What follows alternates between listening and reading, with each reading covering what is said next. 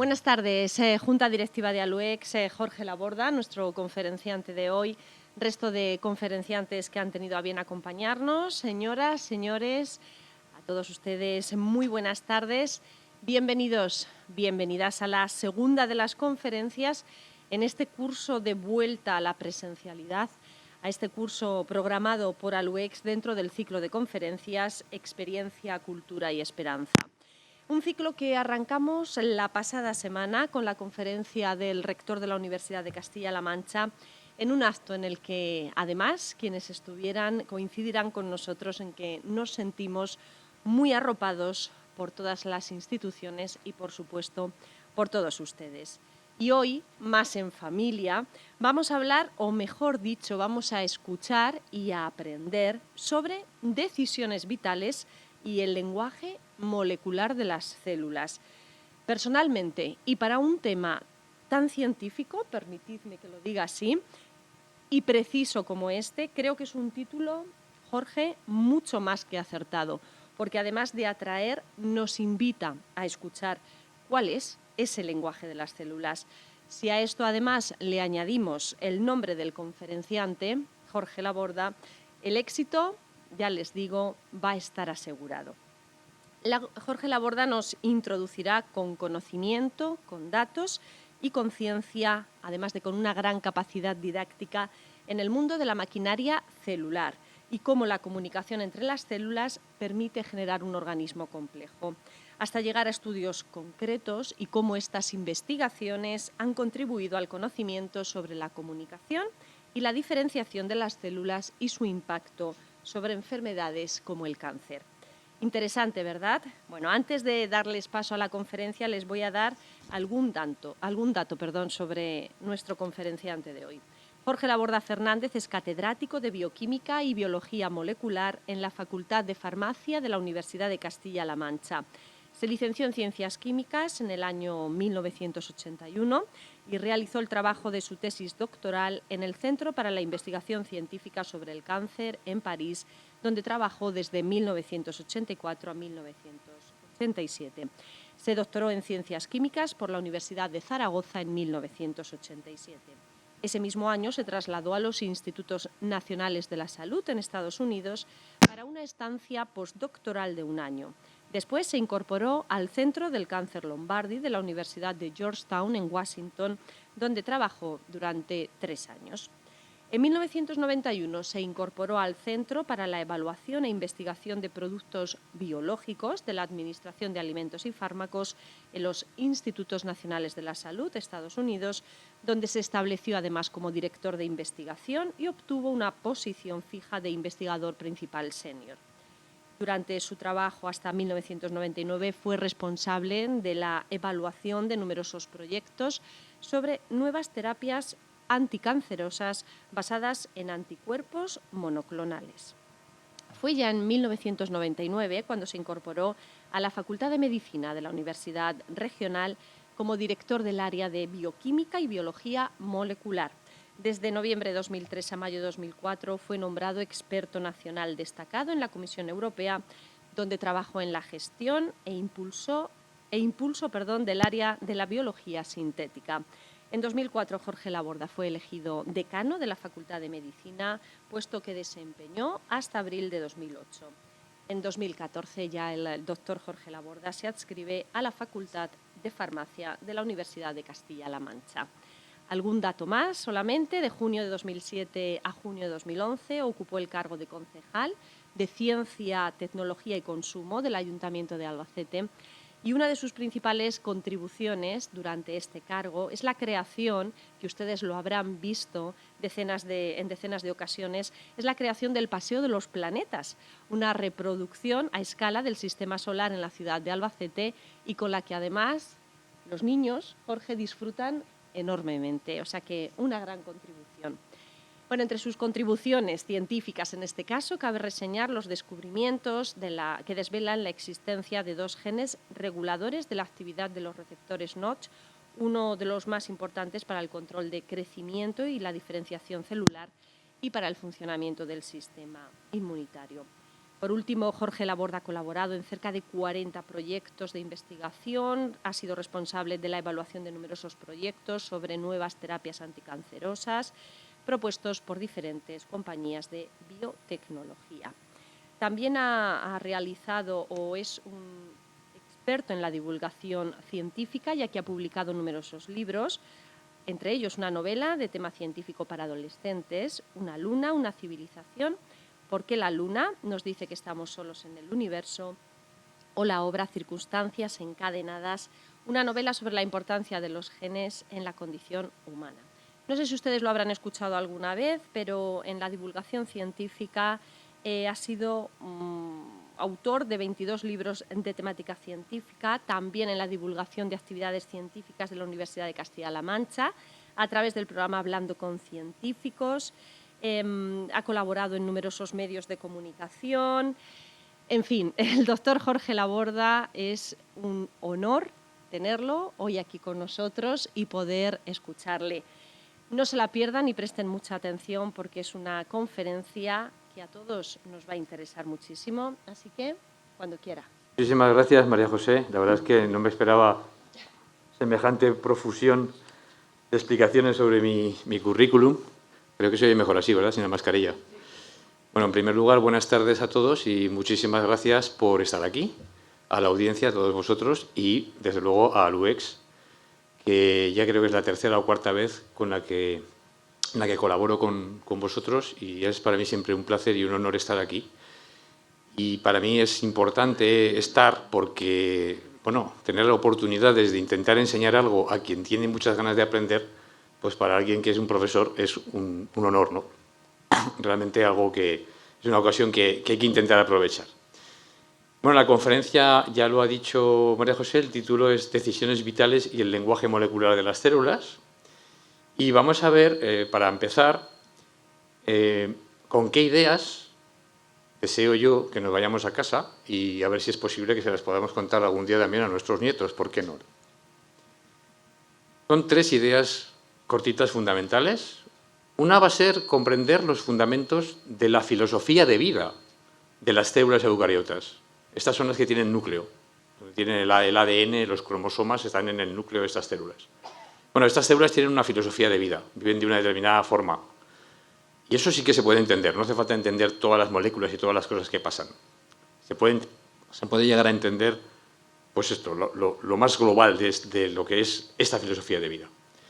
También vamos a intentar comprender la base para que la cooperación entre las células iguales sea posible, pero son células que se van a convertir en diferentes.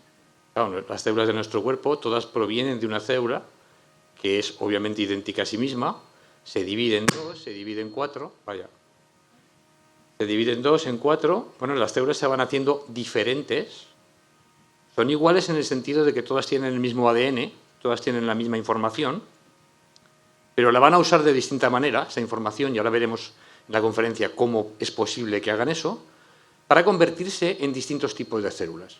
Las del sistema nervioso, las epiteliales, las del intestino, las de la sangre, etc.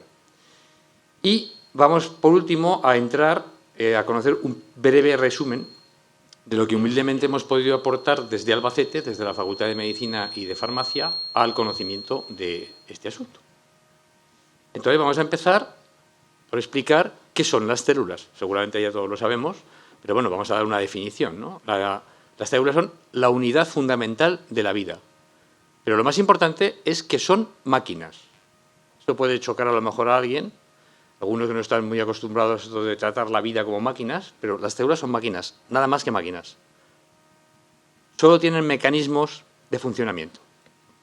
Están formadas, como todas las máquinas, por piezas que, al interaccionar de forma coordinada, pues producen un sistema autónomo, algo que funciona. A ver, una máquina evidentemente autónoma las conocemos.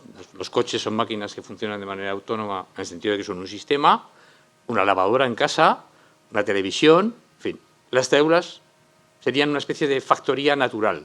Y tendríamos una factoría artificial, esta sería una fábrica de ordenadores, que tiene distintos componentes para ir fabricando el ordenador a lo largo del espacio y del tiempo, según va pasando, digamos, por esa cadena de fabricación. Bueno, las células son factorías que fabrican sus propias piezas. Fabrican ellas solas y las utilizan para vivir, primero, necesitan las piezas para mantenerse vivas, mantenerse activas, y segunda, para hacer una función, normalmente de colaboración con las demás, en un organismo como el nuestro, un organismo complejo, donde hay varios tipos de células diferentes. Bueno, vamos a entrar en la filosofía de la vida de las células eucariotas. Como son máquinas, necesitan energía continuamente para funcionar. Sin flujo de energía continuo no hay vida, hay muerte. Y esto sí que parece que distingue a las máquinas vivas, entre comillas, de las máquinas muertas, o no vivas. Al coche lo paramos y no está muerto. No podemos volver a encender.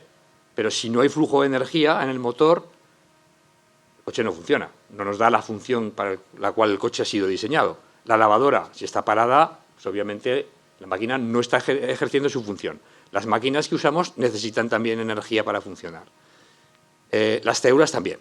Lo que pasa es que cuando las células dejan de tener ese flujo de energía, se desorganizan. Es como si al parar el coche, pues el motor se nos disuelve, las puertas se deshacen, la tapicería se vaporiza y el coche desaparece. El coche hubiera muerto. Si al pararlo me pasa esto, ¿no? A las células les pasa esto cuando dejan de tener la energía necesaria, no solo para vivir, para funcionar, sino para mantener su propia estructura. Necesitan mantener la estructura de esa maquinaria para vivir.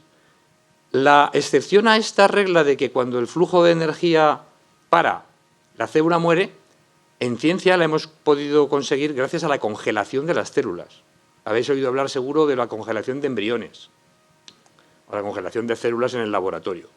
Lo que consigue la congelación es parar el flujo de energía que mantiene vivas a las células sin que éstas se disuelvan, pierdan la estructura. La estructura la mantiene. Cuando la volvemos a descongelar, en el laboratorio o al implantar un embrión, se vuelve a restablecer el flujo de energía y la vida vuelve a aparecer, entre comillas. Realmente esto es una prueba bastante fuerte de que las células son máquinas y que necesitan esa estructura y esa energía para vivir. Bueno, continuamos con la filosofía de vida de las células. Ya he dicho que fabrican sus propias piezas para funcionar. Esto es una cosa que evidentemente nuestras máquinas no hacen, ¿no? Las máquinas necesitan una factoría para fabricar pues, sus componentes. No se fabrican las piezas ellas solas. Bueno, las células sí. Fabrican proteínas que dan estructura y fuerza, el ARN, por ejemplo, que va a copiar la información del ADN, enzimas, motores moleculares, porque las células tienen pequeños motorcitos que aprovechan la energía, las membranas celulares, que separan lo vivo de dentro de la célula de lo que yo llamo no vivo del exterior, porque es que la vida está separada por una pequeña capa de 2 moléculas de grasa que separa lo de dentro de la célula de lo de fuera, y eso es lo que hace que, dentro haya vida y fuera no. Es realmente muy sorprendente. Cuando te pones a reflexionar sobre lo que separa lo vivo de lo no vivo, es realmente siempre extraordinario. Bueno, pues para ello necesitan, por supuesto, materiales externos, aporte de materiales. Pero no solo necesitan aporte de materiales, necesitan realmente 3 cosas: materia, energía e información. Y esto lo necesitan para fabricar sus piezas. La materia la extraen de los nutrientes. Necesitamos, obviamente, comer, y esos alimentos se distribuyen por todo el organismo, son captados por las células. Bueno, estos nutrientes pueden ser utilizados para fabricar las piezas más complicadas, proteínas, enzimas. Es lo que llamo el metabolismo constructivo. Se construye a partir de componentes más sencillos. De los nutrientes también se extrae la energía. Se oxidan esos nutrientes, la glucosa se oxida y tenemos energía en el metabolismo que yo llamo destructivo, pero que no es destructivo, en fin, gratuitamente, sino que es necesario para generar energía. Y, por último, tenemos información.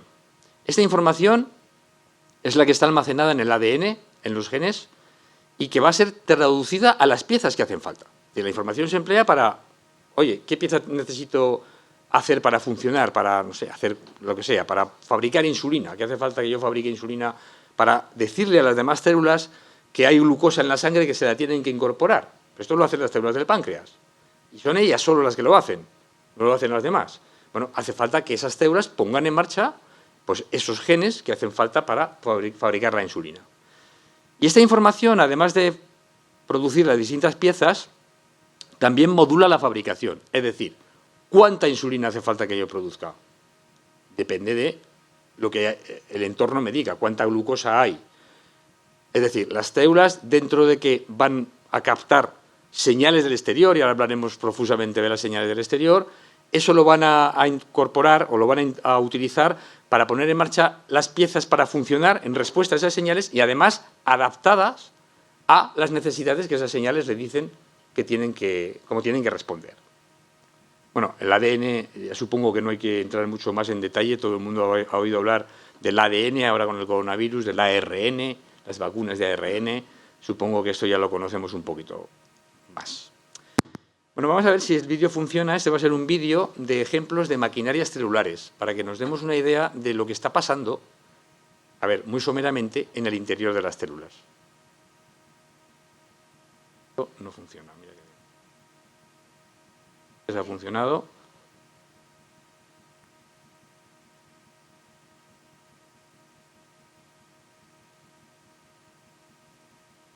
Vale, ahora.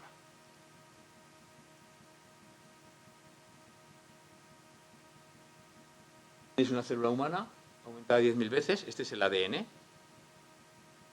Tenemos 1,8 metros de ADN en cada célula. Cabe dentro. ¿Cómo puede caber dentro 1,8 metros de ADN?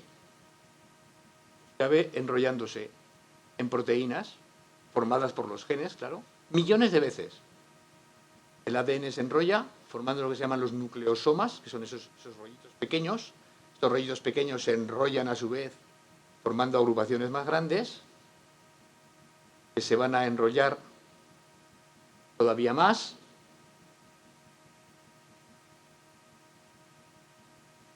Y a base de enrollarse y de enrollarse, como digo, el ADN es una molécula muy enrollada, pues a base de enrollarse forman los cromosomas. Ahí lo tenéis, cómo se va a formar un cromosoma, de los cuales nosotros tenemos 23 pares en cada una de nuestras células y todas tienen los mismos cromosomas, todas. En ese sentido, las células son iguales. Aquí veis cómo de una célula está dividiendo sus cromosomas, los va a separar, obviamente con una maquinaria muy complicada, es capaz de detectar los cromosomas divididos y los separa correctamente en orden. Una mitad va a una célula, la otra mitad va a otra célula y de una célula acabamos teniendo dos. Esto es una maquinaria absolutamente brutal lo que pasa dentro. Aquí vamos a ver la maquinaria de replicación del ADN. Esos cromosomas que se han dividido en dos tienen ADN y el ADN necesita ser copiado. Pues hay una máquina que copia el ADN. El ADN entra por aquí, entra por esta parte, se separan las dos hebras, una hebra es copiada inmediatamente, la otra hebra tiene que ser copiada al revés. No vamos a entrar en el detalle, pero aquí veis las millones de estas máquinas que están copiando el ADN ahora mismo. En nuestras células. Células del sistema inmunitario, por ejemplo, está pasando ahora mismo. Esto va en tiempo real. Esta es la velocidad a la que el ADN se puede copiar, más o menos en tiempo real.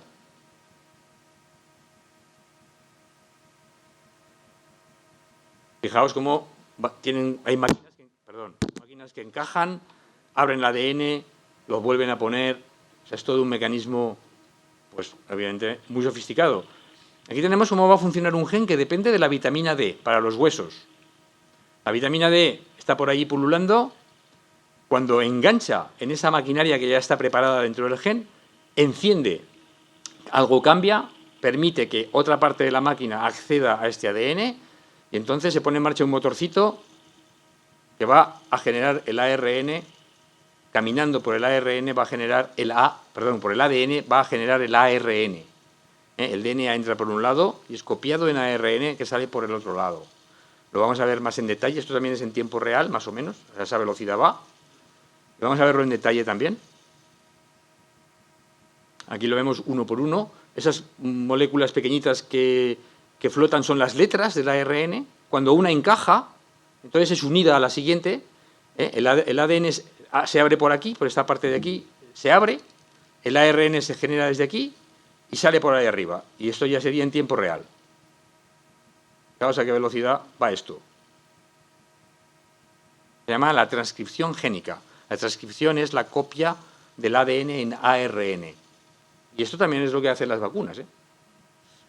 Bueno, pues este es un pequeño vídeo para que tengáis una idea de las fabulosas maquinaria que tenemos en las células, en cada una de nuestras células. Tenemos estas maquinarias funcionando, ¿no? Y esto solo es un pequeño ejemplo, que hay más y algunas más complicadas de las que hemos visto.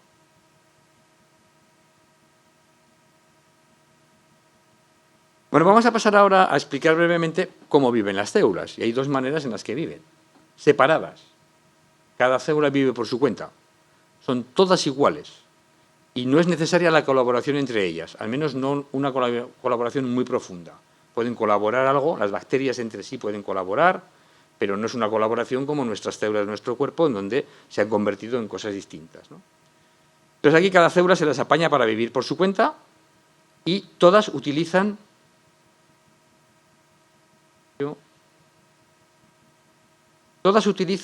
la misma información. Es decir, no seleccionan la información que tienen. Digamos que las células todas tienen como una biblioteca, todas tienen el mismo número de libros, que son libros de instrucciones realmente, no son obras literarias, son instrucciones para hacer cosas. Bueno, las células que viven solas, todas tienen esas instrucciones y todas utilizan todas las instrucciones, en principio. Algunas pueden ser, bueno, utilizadas según sea necesario, pero la mayoría las utilizan todo el rato y todas tienen la misma. Pero cuando las células viven juntas, que es la otra manera de vivir en compañía, ahí forman organismos complejos, como este de aquí, que es un gusanito que se llama Caernoabditis elegans, este gusanito de aquí. Esto tiene 1 milímetro de longitud, más o menos. Se sabe que tiene unas 1000 células. Bueno, de hecho se sabe exactamente las células que tiene. La hembra tiene 1000 y pico, 1060, y el macho tiene 950 y tantas. O sea, la diferencia son los óvulos entre las hembras y el macho, ¿vale? La longitud, ya digo, 1 milímetro, y ha sido uno de los gusanitos más utilizados para investigar este tipo de cosas. Ahora veremos cómo se reproduce.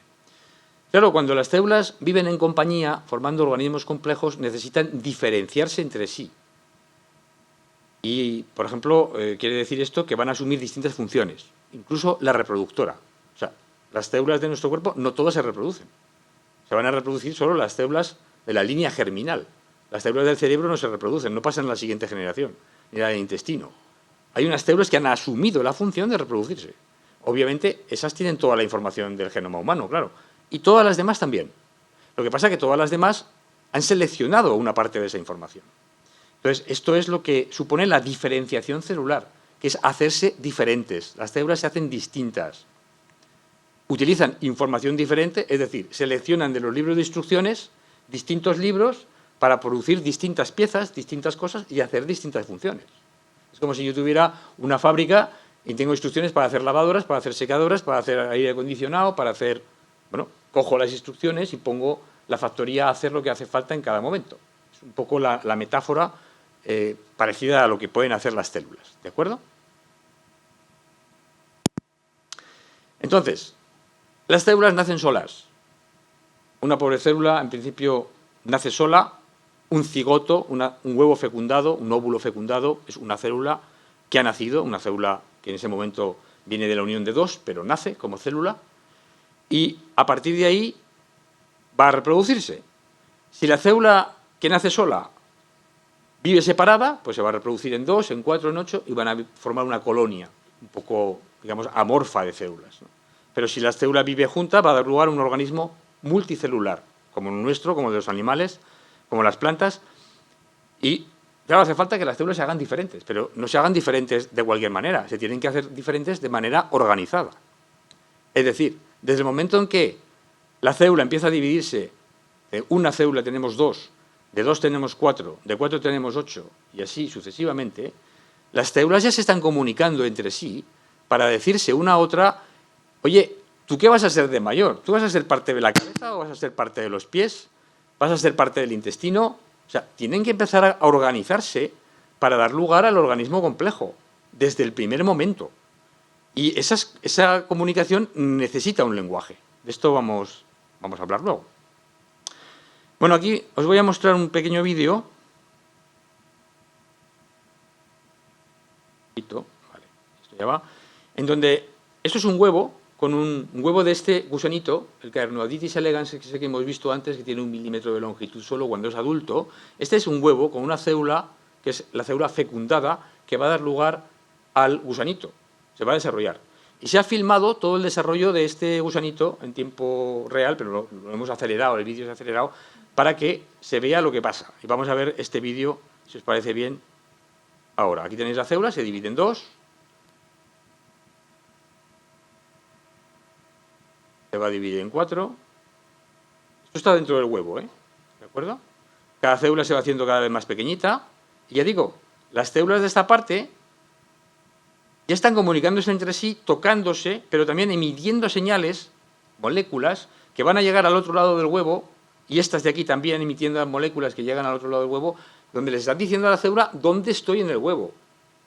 Si estoy en la parte de acá, estoy en la cabeza. Si estoy en la parte de acá, estoy en la cola. Si estoy en la parte del centro, va a ser el intestino, o va a ser los órganos reproductores, va a ser el estómago, va a ser lo que sea. Las células tienen que empezar a saber desde el primer momento dónde están y en qué se tienen que convertir, sacando, obviamente, la información necesaria de su ADN. Bueno, al principio parece que esto es un amasijo de células, que no tiene mayor, digamos, diferenciación, parece que son todas iguales, se van haciendo cada vez más pequeñitas, porque claro, el huevo tiene el mismo tamaño, pero en un momento determinado empiezan a aparecer o empiezan a generar una estructura. Entonces, este amasijo se va digamos, a estirar, dentro del huevo va a empezar a estirarse, a utilizar todo lo que sería el espacio del huevo, pero ya con forma de gusano. Eso lo vamos a ver cómo va a empezar a pasar. Ya se empieza a notar. Llevamos solamente 4 horas y media de desarrollo. Está aquí abajo el tiempo, ¿vale? Aquí se ve el tiempo en horas.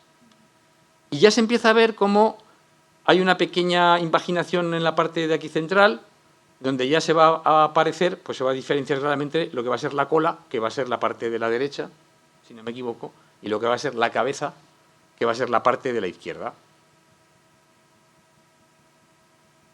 Fijaos cómo de una célula original ahora aparece ya una estructura, se va generando esa estructura de este gusanito, y a partir de este momento ya las cosas empiezan a acelerarse, hay más energía, más movimiento, más comunicación entre las células. Vamos a avanzar el vídeo, porque esto es básicamente lo mismo. Fijaos que aquí ya el gusanito ya tiene una estructura mayor, o sea, más definida. Todavía se tiene que, digamos, perfilar exactamente bien todo el organismo, porque este gusano tiene que nacer siendo capaz ya de poder vivir. O sea, no va a aprender, ni tiene que crecer, ni nada. Nace y ya. Ya es capaz de, digamos, casi como adulto, ya es capaz tiene que ser capaz de comer, de reproducirse, etc. ¿no? Llega un momento en que el huevo va a eclosionar, cuando ya se ha producido todo este desarrollo, a partir de esa célula.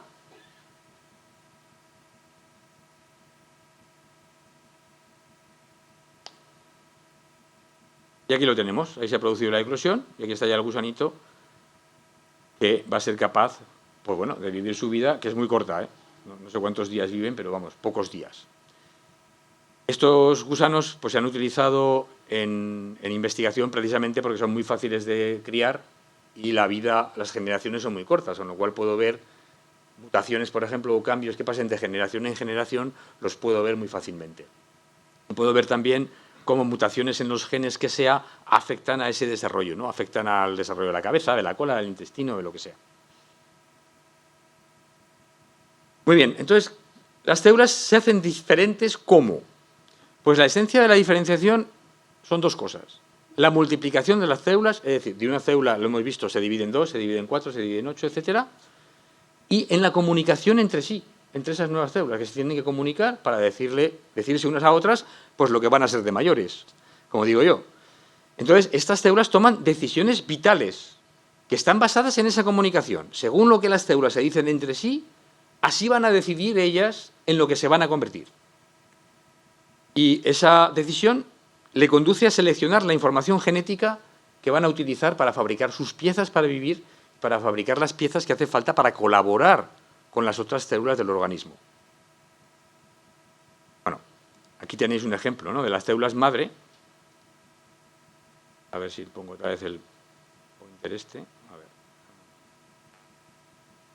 Vale, las células madre, serían estas, aquí en inglés, stem cells son células madre, pues pueden dar lugar a las células del intestino, a las células del hígado, a las células del corazón, a las células nerviosas, a las células de la sangre, a las células musculares, etc. Y todas provienen de la misma célula, pero provienen de la misma célula y se han generado de manera organizada con las demás. Claro, no surgen así de repente, sino que hay una organización y esa organización requiere ese lenguaje entre las células.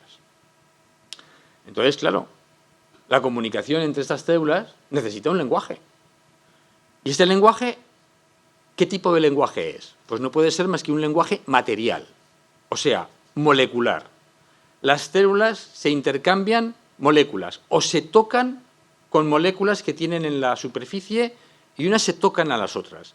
Es que las células, no sé si os habéis dado cuenta, se lo digo a los estudiantes que no se han dado cuenta muchas veces, son ciegas y sordas. No pueden oír, no pueden ver. La única manera en que pueden recibir mensajes es tocando y oliendo. Eso es lo que hacen las células. ¿Qué quiere decir tocar? Pues evidentemente de una membrana en la célula hay moléculas que interaccionan, que se unen y pues en fin, que se produce un toque, ¿no? Una conexión entre dos células. Y que difunden, oler, pues una molécula, o sea, una célula emite moléculas que van a ser olidas por otras células que no son necesariamente las que están al lado, pueden estar más lejos. Realmente esa es la base de la comunicación de las células, tocarse y oler, ¿de acuerdo? Mediante moléculas. ¿Cómo se llaman estas moléculas? Pues tienen el nombre de receptores y de ligandos.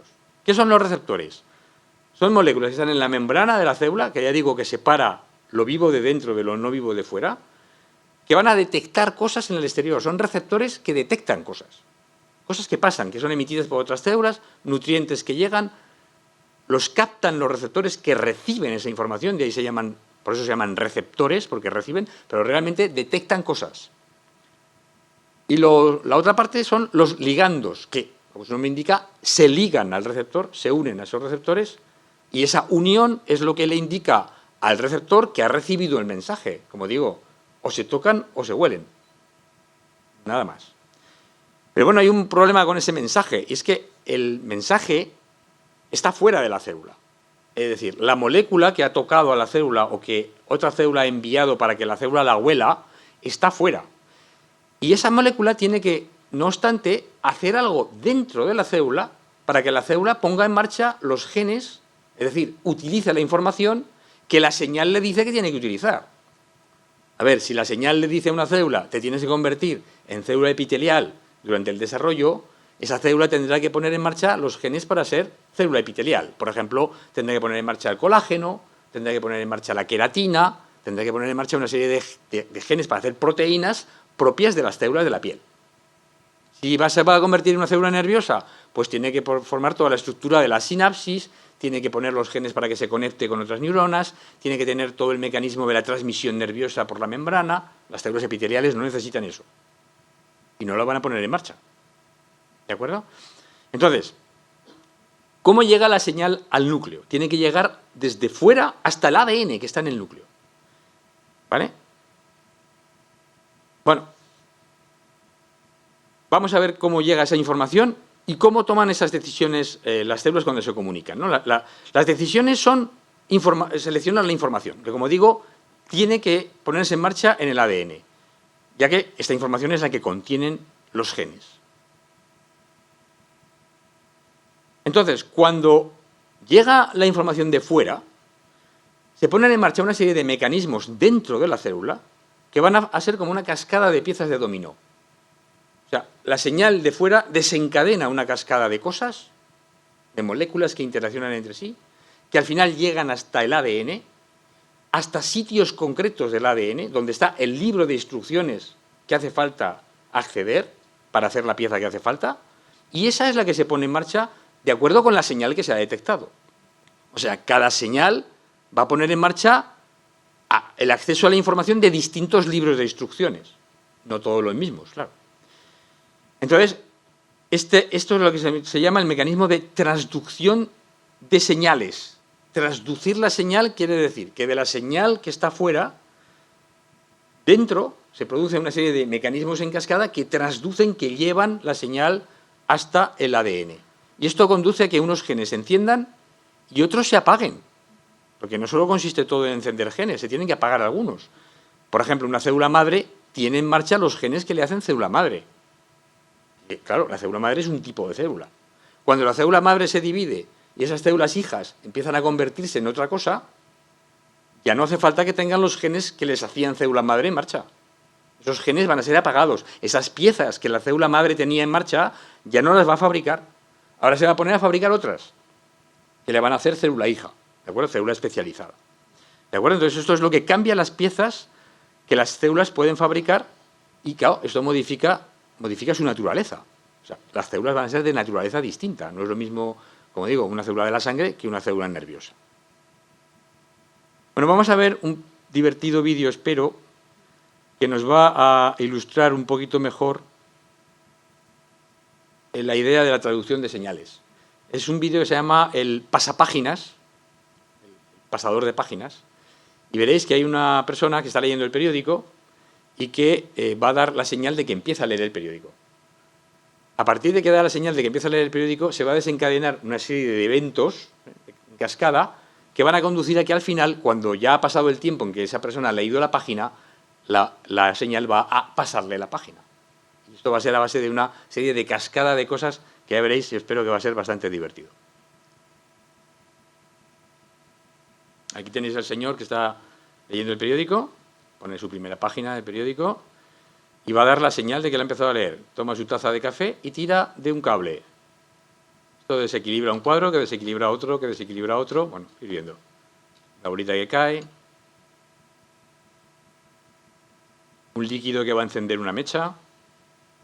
La mecha va liberando en un tiempo determinado las bolitas que están ahí atrapadas. Luego, la señal también va en un tiempo. Esto también en las células pasa. Hay tiempo para que las cosas pasen. Luego ya se libera la cuarta bolita, la tercera y la cuarta. Y ahora, cuando se libera la cuarta, resulta que se pone en marcha, la mecha enciende el gas, si la bolita enciende el gas, gracias al fuego, esto pone a hervir agua, el vapor del agua se impregna en una esponja que hay arriba, la esponja adquiere más peso, se desequilibra este equilibrio que tenían ahí, una bolita se libera, esto libera a otra, que libera a otra, que libera a otra, que libera a otra, que libera a otra, que cae en este jarrón.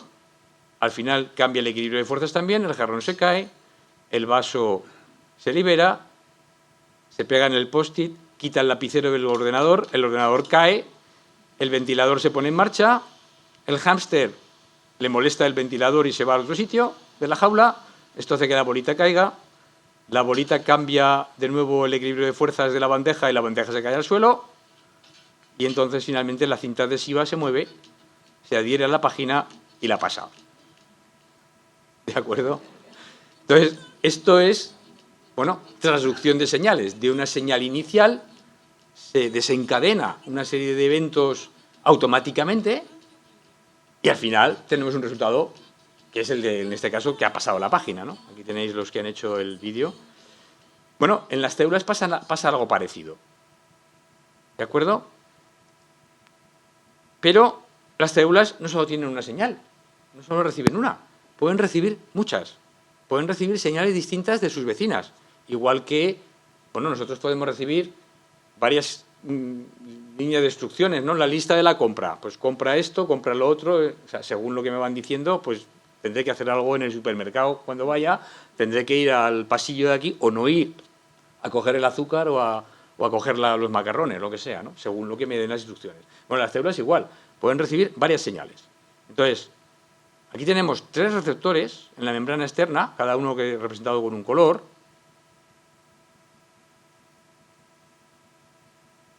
¿Vale? Y cada uno va a ser capaz de recibir una señal concreta para ese receptor.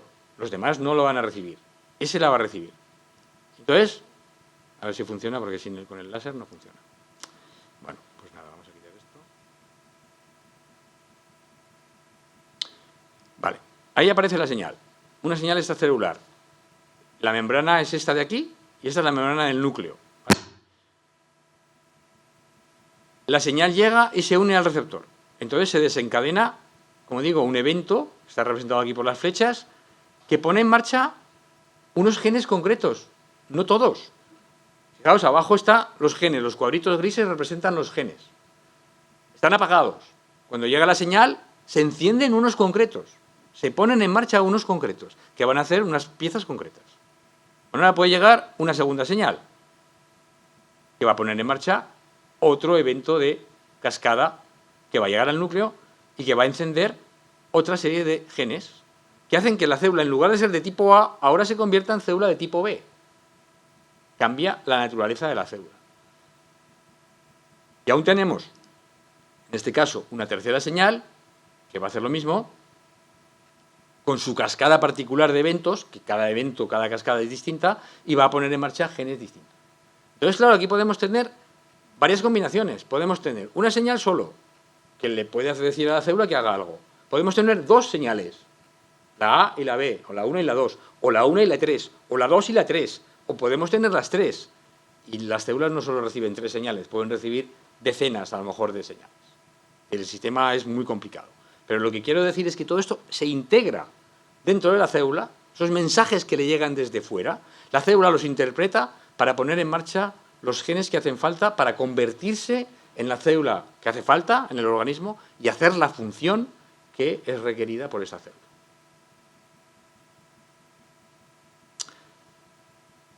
Bueno, ¿cómo se comunican las células para hacerse distintas? Una manera es que se toquen, como ya he dicho. Hemos dicho las señales de arriba, pero aquí se pueden tocar.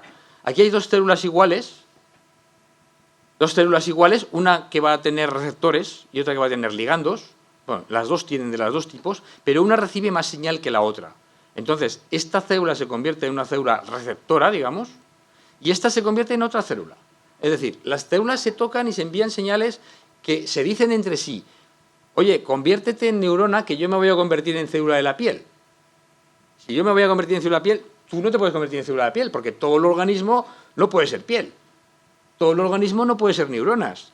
Todo el organismo no puede ser el mismo tipo de células, claro. Entonces, esta comunicación es la que hace que las células se organicen. Otra manera de diferenciar las células. Tenemos un grupo de células, son todas iguales. Una de ellas recibe una señal. Entonces, con esa señal cambia a otra cosa. Cuando cambia esa célula a otra cosa, envía señales a las vecinas para que se cambien a la misma cosa, para que diferencien al mismo tipo de célula.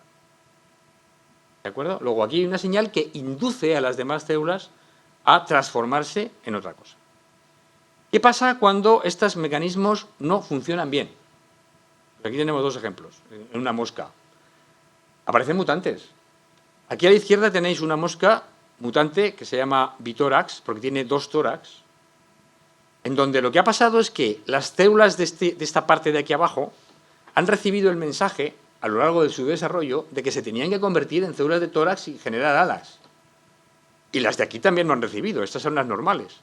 Entonces, estas que no tenían que haberse convertido en tórax, se han convertido en tórax. Entonces, esta mosca tiene dos. Esta de aquí, una mutación que se llama antenopedia o antenapedia. Esta es una mosca normal que tiene sus pequeñas antenitas donde las tiene que tener. Y esta de aquí, las células que tenían que haber dado lugar a la antena han recibido el mensaje erróneo de que se tienen que convertir en patas. Y entonces han salido patas donde tenían que salir las antenas. ¿Por qué? Porque ha habido un error en la comunicación de las células. Estos errores pueden pasar de manera natural o pueden pasar en el laboratorio de manera artificial. Es decir, el investigador dice, oye, ¿qué hago? ¿Qué pasará si a este gen lo quito, lo pongo o lo muto, lo cambio?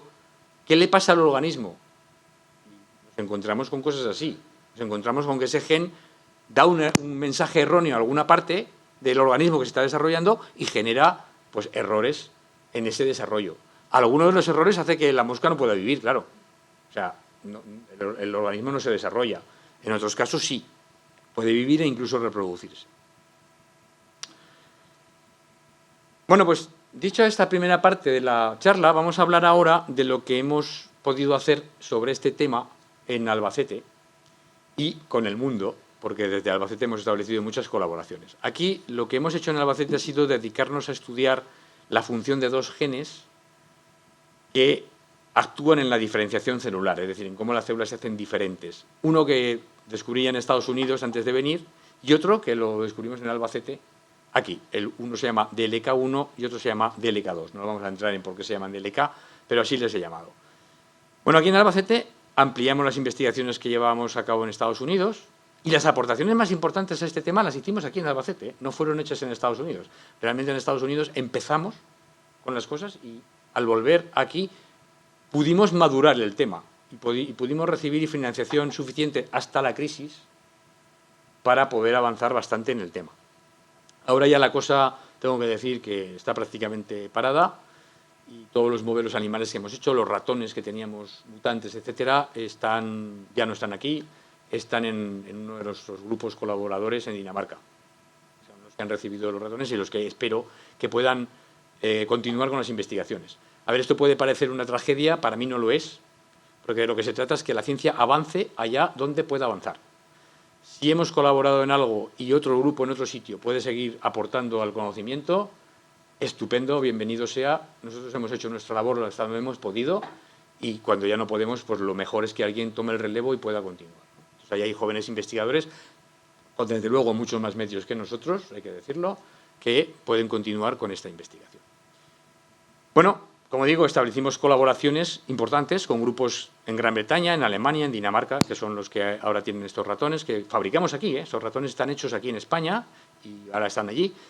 Por supuesto, con Estados Unidos también y con otros grupos españoles. O sea, hemos podido realmente, pues, en fin, desde aquí irradiar un poco la ciencia que se hacía a distintas partes del mundo y a distintas partes de España. Y estas colaboraciones creo que resultaron en descubrimientos importantes sobre la función que desempeñan estos genes, tanto en el control de la diferenciación celular como, por ejemplo, en el cáncer también, y de estos quiero hablar un poquito. Bueno, ¿cuáles son estos genes? Pues estos genes producen proteínas. Uno es DLK1, que es un miembro de una familia de genes, porque los genes también están en familias. No hay solo genes individuales, sino que se organizan en familias parecidas, que tienen proteínas parecidas. Esta familia es una familia de unos receptores que se llaman los receptores Notch, de los que vamos a hablar luego también. Que, a ver, estos se descubrieron, Notch significa muesca, porque tienen estos nombres tan raros los genes. Notch significa muesca en inglés. Y la idea de por qué se le llamó muesca es porque en el año 14 del siglo pasado, o sea, hace ya más de 100 años, un investigador americano descubrió unas moscas mutantes, parecidas a las que os he enseñado, que tenían unas muescas en las alas. Las alas no eran redonditas, tenían unas pequeñas muescas. Y cuando, a ese mutante le llamaron Notch. Cuando fue, o sea, es decir, el mutante muesca. Es un mutante que tiene una muesca, pues le llamo el mutante muesca. Los ingleses, la verdad, y americanos son muy parcos con los nombres, o sea, muy claros, pum, o sea, muesca, ya está. Bueno, pues claro, no sabían qué genera. Como unos 70 años más tarde, se logra identificar el gen y entonces se ve lo que es. Y se le llama gen Notch. Entonces se ve que pertenece a una familia de genes que tiene una estructura de interacción de que las células se van a tocar. O sea, son genes que participan en que las células se toquen. Tienen estas estructuras que se llaman EGF, que están implicadas aquí. Aquí veo un poquito la estructura. Esto sería en la cadena de aminoácidos de la proteína. Y aquí hay unos aminoácidos muy concretos que mantienen un plegamiento en el espacio. O sea, hacen que la pieza tenga una forma tridimensional. A ver, las piezas tienen que tener formas tridimensionales para hacer algo. O sea, un tornillo encaja en una tuerca y cada pieza tiene una forma tridimensional. El martillo que va a hacer algo tiene una forma que es distinta de la del destornillador. Bueno, las piezas igual. O sea, las piezas de las células igual, tienen distintas formas. ¿Cómo adquieren las distintas formas? Pues lo curioso es que tienen como un collar de cosas que se pliegan al espacio formando distintas formas. ¿De acuerdo? Eso es lo que son las proteínas. Collares de moléculas que se pliegan y dan piezas distintas. Es como si fuera un hilo, digamos, de hierro, de acero o de oro, que lo pliego para formar el tornillo, para formar la tuerca o para formar la pieza que sea. Fuera a base de un hilo de metal que lo puedo plegar, ¿no? Bueno, esto es lo que, digamos, la filosofía, entre comillas, que las moléculas de las células llevan. Esta proteína de LK1 tiene 6 de estas secuencias repetitivas, es como si tuviéramos 6 eslabones, ¿verdad? Dentro de la cadena, perdón.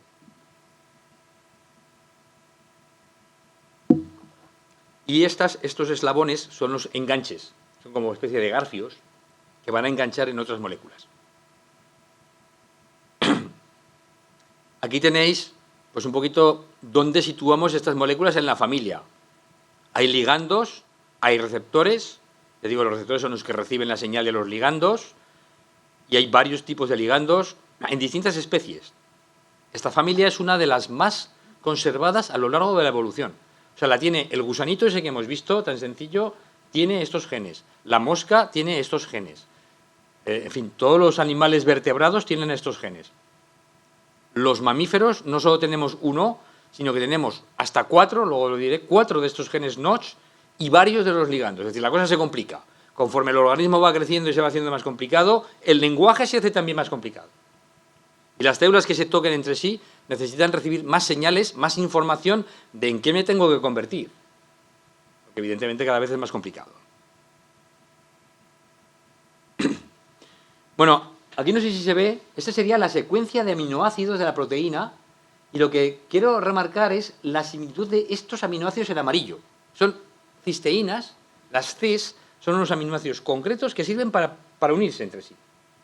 Para que digamos, el hilo se pliegue donde se unen esas cisteínas.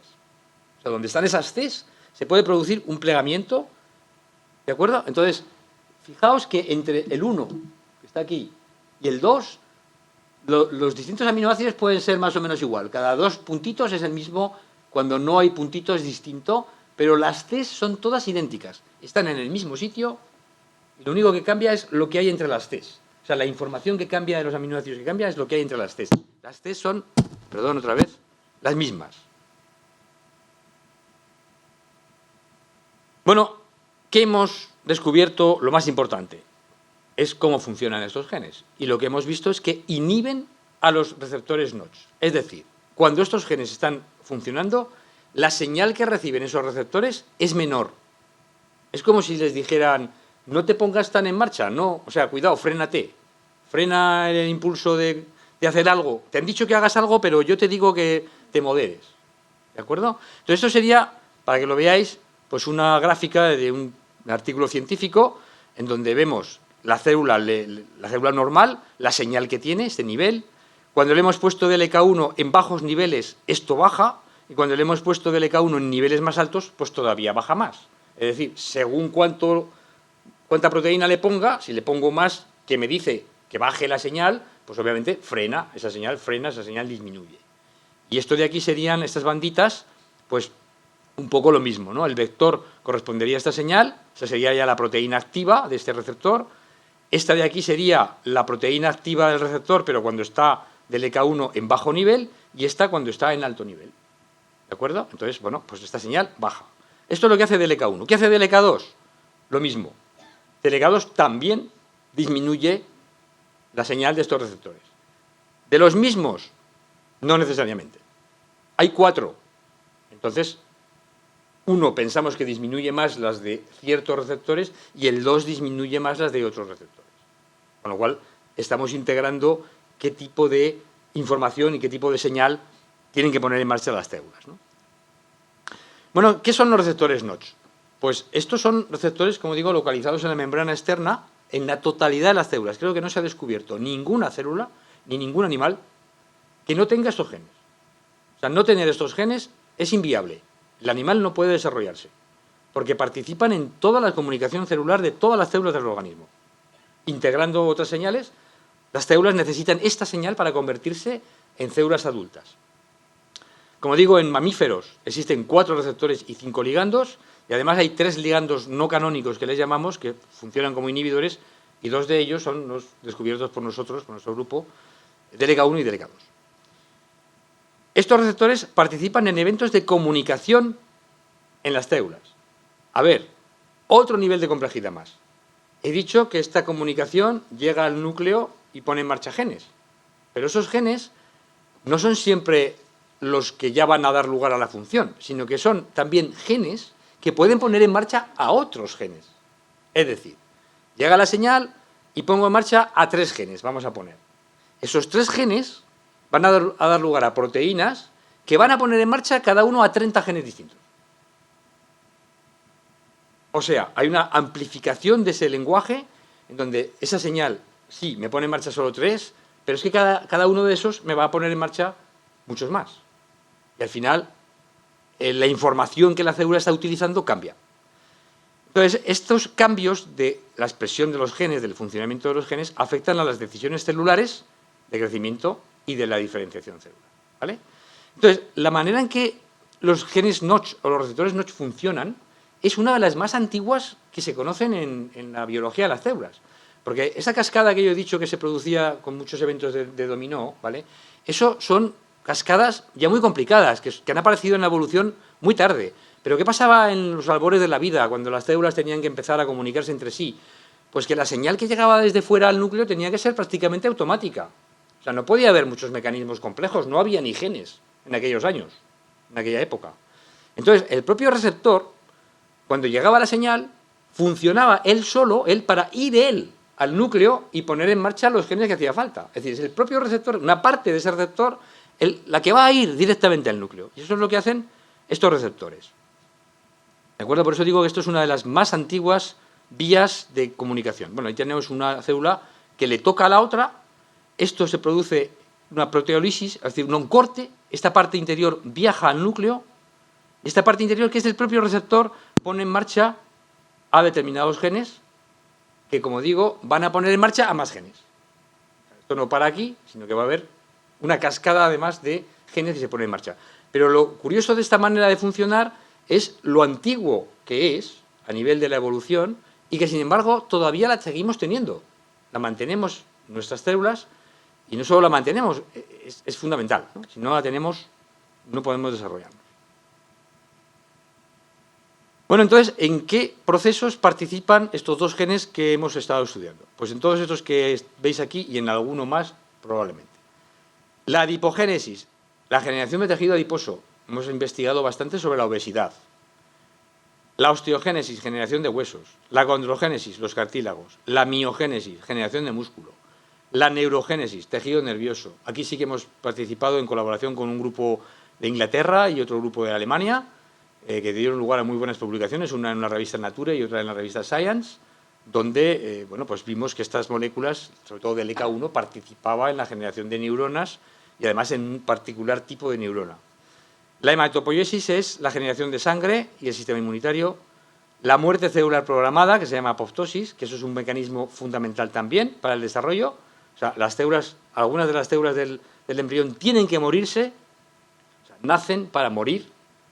Y en el desarrollo, en la escultura, digamos, del organismo, hay células que se generan, pero que tienen que ser eliminadas. Igual que cuando tengo un bloque de mármol y tengo que ir eliminando el mármol que sobra, pues las células también se dividen y hay que eliminar las que sobran. Y eso también se hace de manera organizada y con señales concretas. Es la apoptosis. Bueno, pues estas moléculas también participan en esto. Migración celular. ¿Qué es la migración celular? Pues las células tienen que ir a lo mejor de un sitio a otro para formar estructuras, ¿no? También participan.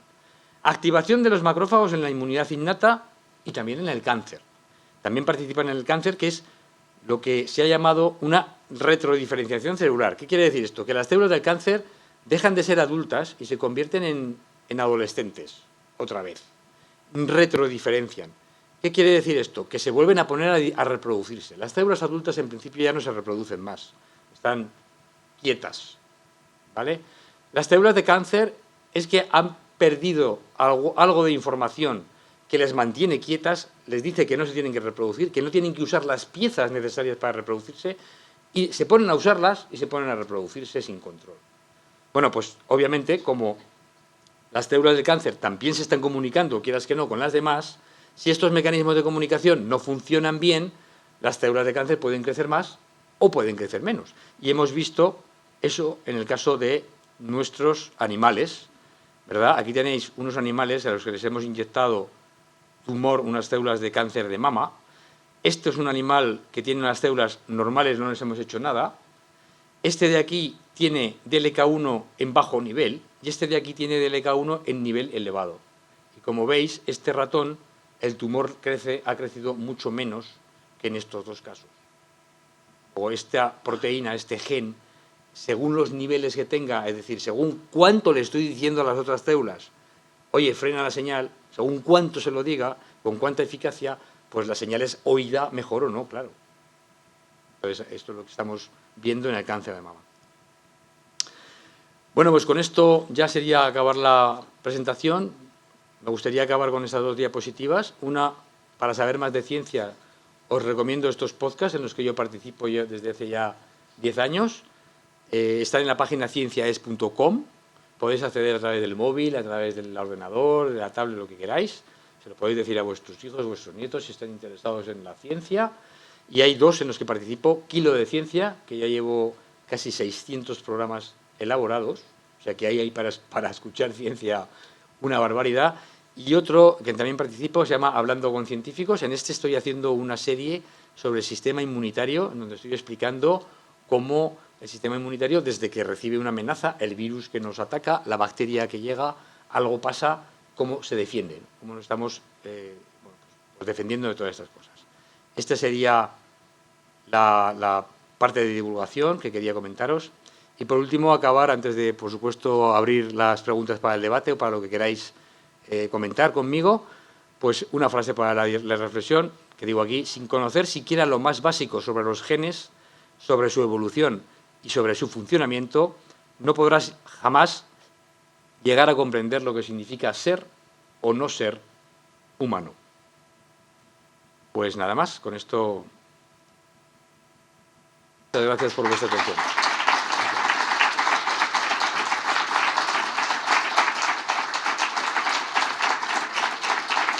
Muchas gracias.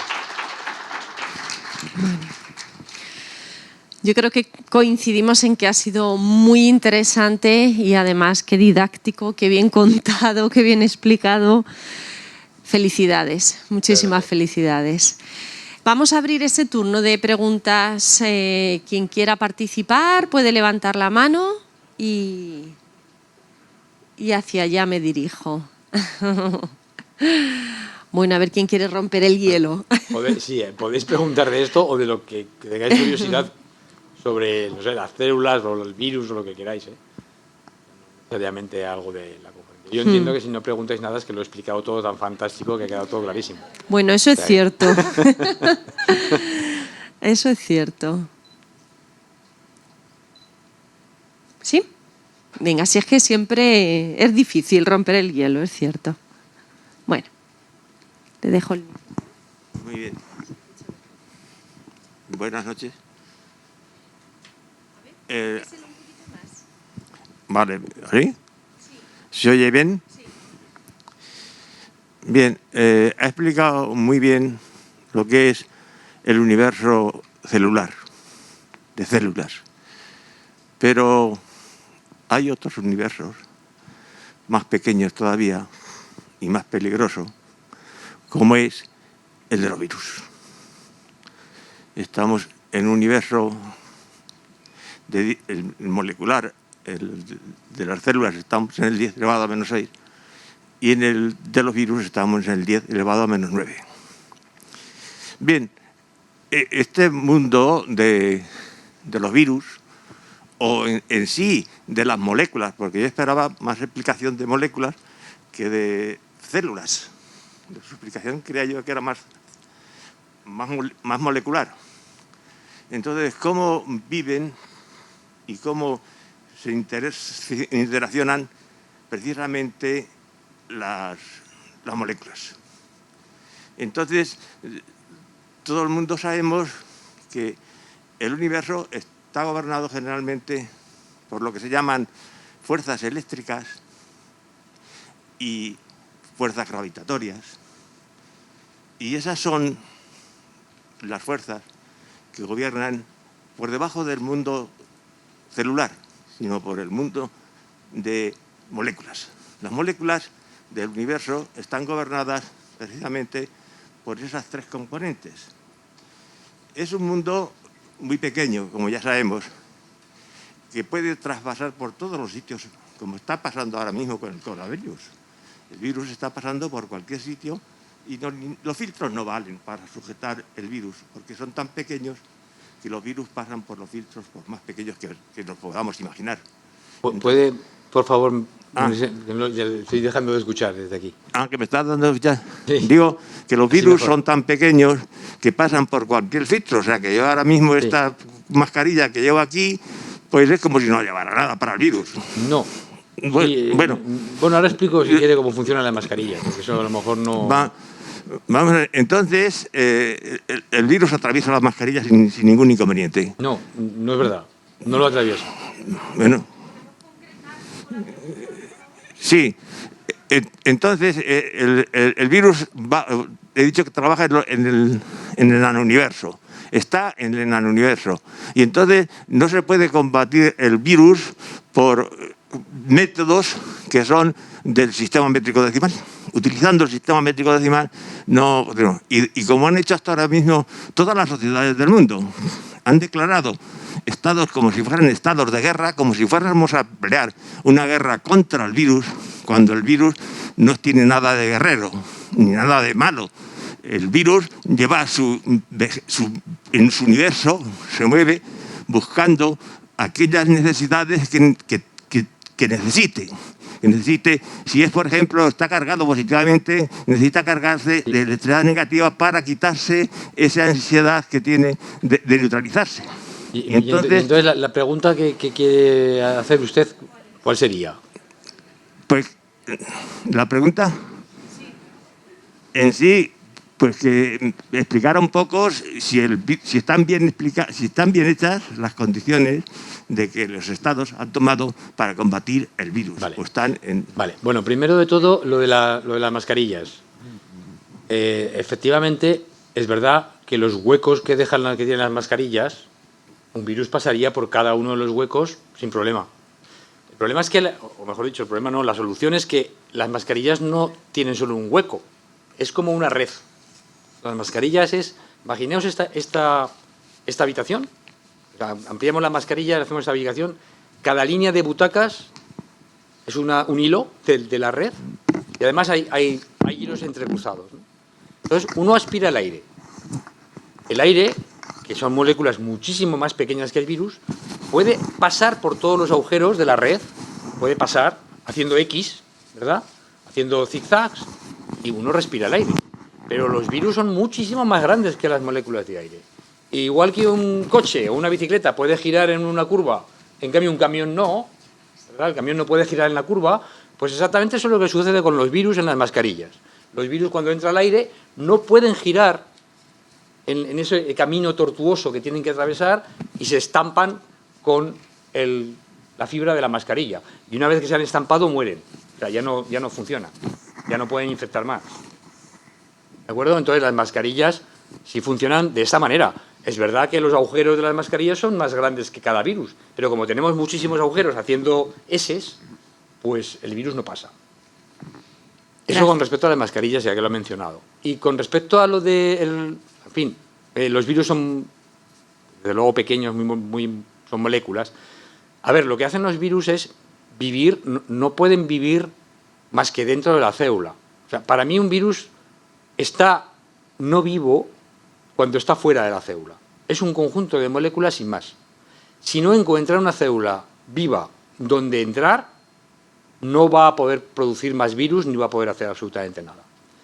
Entonces, lo que estamos haciendo con los virus, con las vacunas, vamos, de hecho, es evitar que los virus puedan entrar en las células.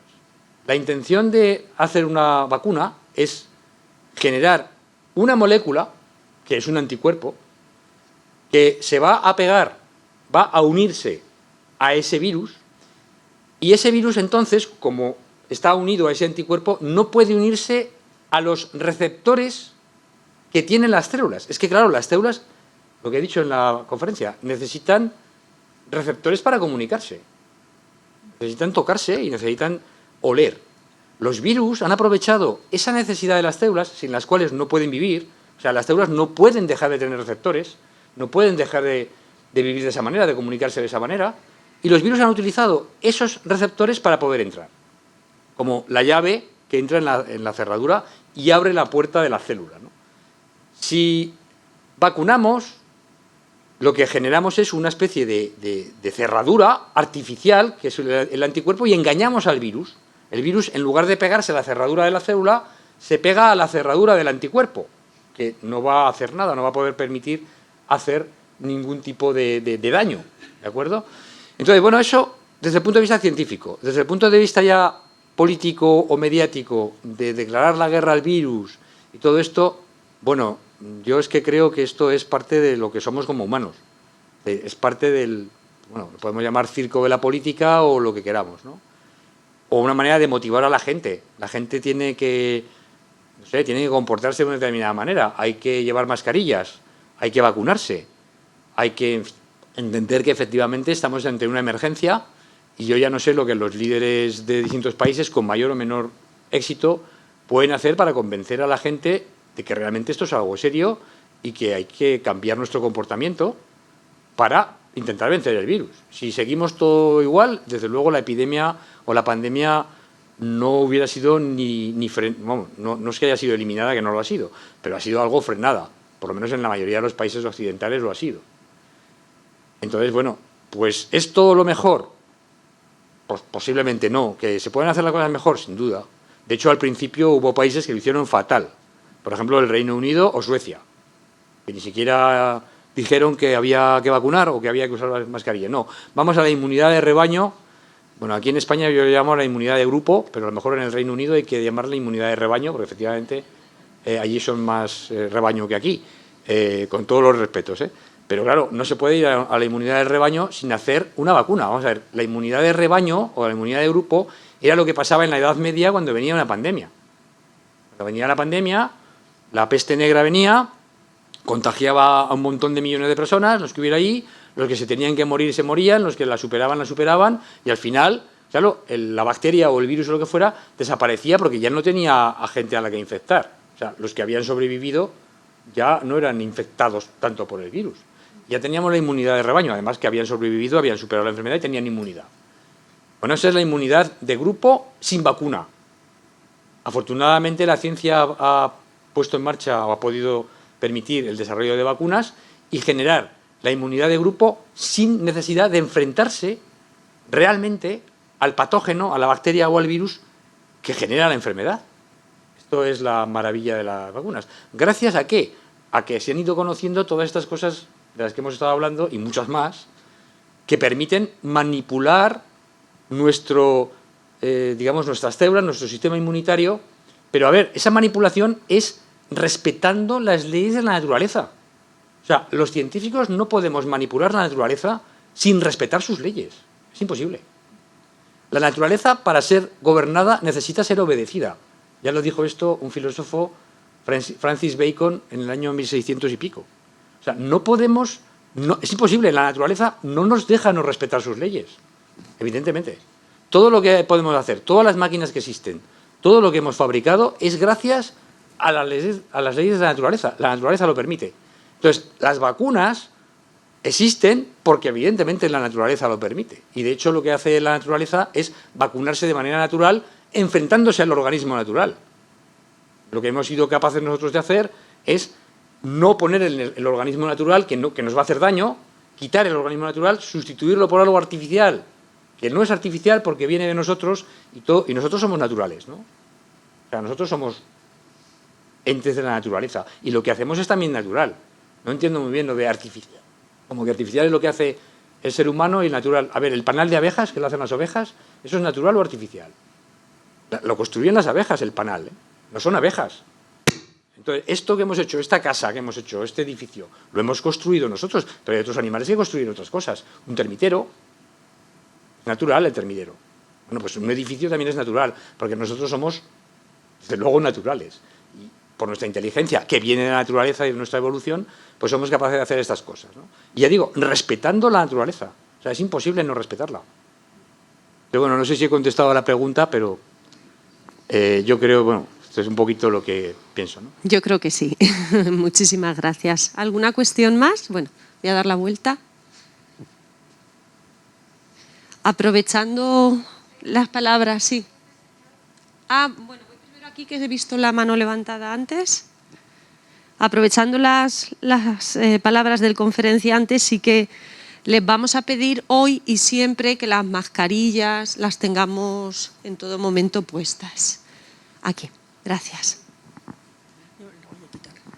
Vaya. Lo voy a quitar directamente. Pruebe a... ¿No? Bueno, venga. Inténtelo. Venga. Buenas tardes y muchas gracias. Muchas gracias, doctor Laborda. Yo quería hacerle una pregunta muy simple, a lo mejor, que está en la calle. ¿Qué se hace con las células del cordón umbilical que se han guardado? Yo no sé ahora mismo si se hará. Yo tengo 2 nietos de 13 años y cuando nacieron, pues con todo eso, vamos a guardar las células del cordón umbilical. ¿Qué duración tiene eso y para qué se utilizan? Si se han utilizado, ¿qué razón de ser tienes? Muchas gracias. Pues muy interesante pregunta. A ver, yo desde luego experto en ese tema no soy, pero lo que sé es que las células del cordón umbilical son células madre, por tanto podrían generar células de cualquier tipo del organismo. La idea es, claro, las ciencias avanzan, que es una barbaridad, que decía, ¿verdad?, la zarzuela, y bueno, si congelamos células madre, pues cuando nacieron sus nietos, a lo mejor dentro de 50, 60 años tienen algún problema, qué sé yo, en el hígado, en el riñón, les hace falta uno nuevo, bueno, tendríamos sus propias células madre, desde cuando nacieron, para poder generar, poder manipularlas y generar, pues a lo mejor un riñón nuevo, un hígado nuevo, o poder infundir esas células que son suyas en su propio organismo, en su propio tejido o órgano que está fallando, para regenerar algún tipo de problema que pueda haber. O sea, esa es la idea general. ¿Cuánto dura? Pues lo que la empresa los quiera mantener. O sea, si están congeladas correctamente, no se pierde el frío nunca, pues pueden durar desde luego las décadas que hace falta para cuando se tenga que utilizar, que estén todavía viables. Lo que comentaba de la congelación que las mantiene la estructura, pues en principio sí que pueden durar. Es verdad que la viabilidad no es eterna, ni siquiera congelada, pero bueno, en principio sí deberían ser viables cuando hiciera falta, y es de esperar que la tecnología pues vaya mejorando, los avances de la ciencia vayan mejorando, y cuando, si hiciera falta, que esperemos que nunca haga falta, pues se pudiera acceder a esas células. Ahora, pues no sé lo que cuesta, yo no tengo idea de lo que cuesta mantener esto para un por si acaso, porque puede ser que, claro, afortunadamente nunca necesitemos ningún tipo de sustitución celular de ninguna clase, ¿no? A ver, puede ser también, por ejemplo, para curar una leucemia. Una leucemia también se podría curar de esa manera. O sea, si tenemos un cáncer, una leucemia en este caso, como menciono, pues podemos matar a las células de cáncer irradiando todo el sistema inmunitario, matando todo el sistema inmunitario, pero luego, gracias a las células del cordón umbilical, podemos volverlas a infundir y poder restituir el propio sistema inmunitario. Ventaja, no hay rechazo, porque no estamos trasplantando un órgano de otra persona, estamos generando un órgano o un sistema de la propia persona. Luego, obviamente, las células no van a ser rechazadas. Entonces, ahí está la idea de las células del cordón umbilical. Pero, ya digo, esto, como siempre, se venden cosas, se intentan hacer un marketing que no sé si realmente la ética del mercado es correcta, ¿no? No. Ahora parece que ya la moda ha pasado y ya, salvo que lo pidas a lo mejor expresamente, o no sé ya exactamente qué porcentaje de personas pueden querer hacer esto. Pero efectivamente eso fue un pico de moda, como pasa muchas veces hasta en ciencia también, ¿eh? En ciencia hay picos de moda, ¿eh? O sea, la gente se pone a investigar sobre una cosa y deja de investigar otras, porque es lo que le va a conducir a una publicación más interesante o más, en fin, de más prestigio o más notoria. Y cuando se pasa la moda, se investiga sobre otra cosa. Eso a veces pasa así. Es que somos humanos todos. O sea, los científicos también somos humanos, ¿eh? Y tenemos los mismos defectos que pueden tener otros que no son científicos, vamos, exactamente igual. Caemos en modas, caemos en egos, en luchas de prestigio, en luchas igual. O sea, lo mismo. No veo yo mucha diferencia, ¿eh? Se lo digo yo. Bueno, tenemos tiempo para una última pregunta. Primero, darle las gracias y después me he quedado el que desde Albacete se haga ese nivel de investigación, y la verdad es que en tan pocos años lo que ha evolucionado la genética. Yo estudié genética. ¿El qué? Se lo sujeto yo, sí. ¿Qué hace? ¿Sí? No, ¿No? sí. Venga, acérquese un poquito. Bueno, entonces le iba Igual era mi propio micrófono, ¿eh? Lo voy a apagar. Sí. Que veo eso, lo que se hace desde Albacete y sobre todo darte las gracias por todos los artículos que has publicado en La Tribuna, que no solamente es de esto, sino que es de la ciencia en general. Y la verdad es que le hemos seguido y quería preguntarle un poco si han tenido relación con el doctor Ispizúa, que es, bueno, aparte del equipo que digo, compararlo con Albacete, pues es algo que eso, pero que está trabajando en la diferenciación celular y es uno de los ídolos a nivel mundial. No he tenido vamos, desde luego directamente bueno, con él. Aquí no estuvo dando una conferencia diciendo que habían creado pequeños hígados, pequeños corazones, o sea, algo que es de la ciencia ficción. Sí, bueno, la verdad es que gracias. no he tenido el placer de tener desde luego una colaboración con él, ya me hubiera gustado, ¿verdad? No he tenido el placer de tener esa colaboración, sí que he asistido a conferencias y sé su trabajo, que por cierto tiene también que ver con la pregunta anterior del cordón umbilical. La idea es generar, en el caso del cordón umbilical sobre todo sería para células de la sangre, aunque puede generarse, si hubiera tecnología, otro tipo de células, pero lo que estaba haciendo el doctor Ispizúa es ha intentado utilizar cerdos, por ejemplo, a los que les quita... La idea es quitarle los genes que hace que el cerdo tenga, por ejemplo, un riñón.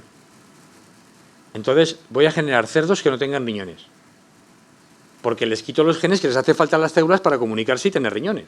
Es decir, en el organismo, en el embrión, esa información no va a estar y las células no van a saber convertirse en células de riñón. Entonces, ¿cómo van a tener los cerdos riñones? Bueno, pues hacemos un híbrido con células de cerdo y células humanas. Es decir, vamos a generar un cerdo que va a ser una mezcla de cerdo y humano, pero el humano solo va a generar el riñón. Es decir, el resto del organismo va a ser de cerdo, o va a ser de mono, o va a ser de lo que sea, y el órgano que queremos va a ser humano. Porque, ya digo, esos animales no pueden generar el órgano ellos mismos. Entonces le ponemos células humanas para que sea esas células humanas las que en el embrión generen el riñón. ¿Qué va a pasar? Pues que ese riñón es humano, con lo cual lo podemos sacar para un trasplante de riñón. Es más, podemos hacer hasta un cerdo personalizado, ya no quiero con esto decir nada, pero personalizado para un paciente. Es decir, al paciente le sacamos células del paciente, las convertimos en embrionarias, que esto se puede hacer. O sea, podemos coger una célula adulta y convertirla en un embrión y desarrollar un feto. O sea, desarrollar un embrión nuevo, ¿vale? Entonces, esas células las sacamos del paciente y se las ponemos a este tipo de cerdo, ¿vale? Con lo cual vamos a generar, cuando dejamos que una cerda pues haya una gestación, tenga sus hijos, y esos hijos van a tener riñones que van a ser genéticamente los del paciente. Los vamos a sacar de los cerditos y se los vamos a trasplantar. Y va a tener un riñón nuevo humano. Lo que pasa es que utilizamos el cerdo como fábrica de órganos para los humanos. Entonces, la idea es hacer distintos tipos de animales que les faltan distintos tipos de genes para hacer distintos tipos de órganos. Por ejemplo, podemos tener pues, un cerdo que no tenga páncreas, ¿vale? O sea, el cerdo no va a tener los genes que le van a decir a las células cómo convertirse en células de páncreas. Pero si le ponemos una célula humana que no está mutada, que tiene evidentemente todos los genes, pues esas son las que se van a convertir en páncreas. Las de cerdo no, son las humanas. Entonces ahora tenemos un animal al que obviamente podemos sacrificar, podemos usar para sacar el órgano y trasplantarlo al paciente que necesite un páncreas nuevo, por ejemplo. Podría ser una manera de curar la diabetes. ¿De acuerdo? Entonces todo esto, claro, esto está en pañales todavía, pero son tecnologías que están a años luz de aquí. Nosotros en Albacete, a ver, no sé si vamos en 600 y los demás van en Fórmula 1. No sé si la metáfora es correcta, pero desde luego no vamos en Fórmula 1 aquí, ni en España en general. Ni en España en general, salvo quizás algunos grupos excepcionales, pero ni en España en general, donde se está haciendo este tipo de cosas que yo llamo casi de ciencia ficción, perdón otra vez, llamo de ciencia ficción, pues desgraciadamente no es en España, no es aquí. La verdad que es apasionante el tema. Muchísimas gracias. Gracias a vosotros. Muchas gracias. A despedirle.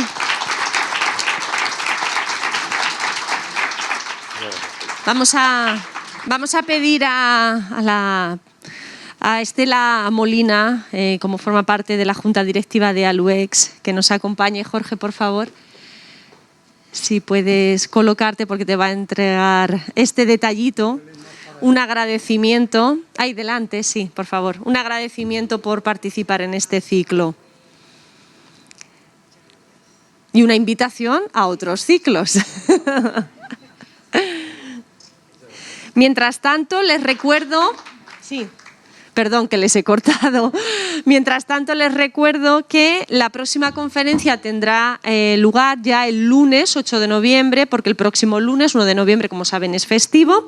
Lunes 8 de noviembre, 6:30 de la tarde, aquí en Diputación Provincial de Albacete, y será Alfonso Calera Belmonte, doctor en Ciencias Físicas, quien hable de las imágenes de la superficie terrestre desde satélites para una mejor agricultura. Yo creo que el título también y la ponencia van a ser muy interesantes. Así que hasta entonces, muchísimas gracias y que descansen. Gracias.